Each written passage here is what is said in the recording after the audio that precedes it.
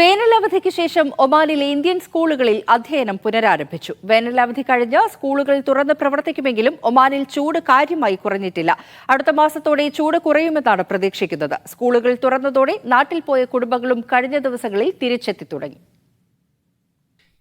ഇന്ത്യക്കാരായ കുട്ടികളുടെ വർധനവുള്ളതുകൊണ്ട് Indian school മസ്കത്തിൽ വിദേശ വിദ്യാർത്ഥികൾക്ക് പ്രവേശനം നൽകിയിട്ടില്ല. ഇന്ത്യൻ സ്കൂൾ സീബിൽ ഞായറാഴ്ച മുതൽ ക്ലാസുകൾ തുടങ്ങിയിരുന്നു.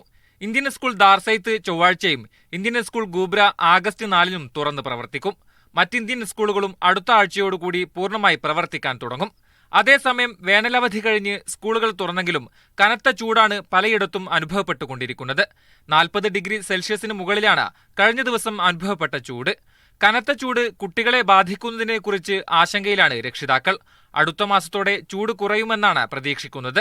സ്കൂളുകൾ തുറന്നതോടെ നാട്ടിൽ പോയ കുടുംബങ്ങൾ കഴിഞ്ഞ ദിവസങ്ങളിൽ തിരിച്ചെത്തി തുടങ്ങി.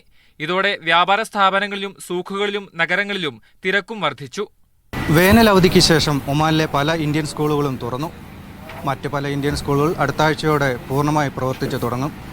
വേനലവധി കഴിഞ്ഞെങ്കിലും ഒമാനിലെ ചൂട് കാര്യമായ മാറ്റമൊന്നുമില്ല. അടുത്ത മാസത്തോടെ ഒമാനിലെ ചൂട് കുറയാനാണ് സാധ്യത. മസ്കറ്റിൽ നിന്നും ബിനോസ് കൊട്ടാരക്കര, മീഡിയ 1.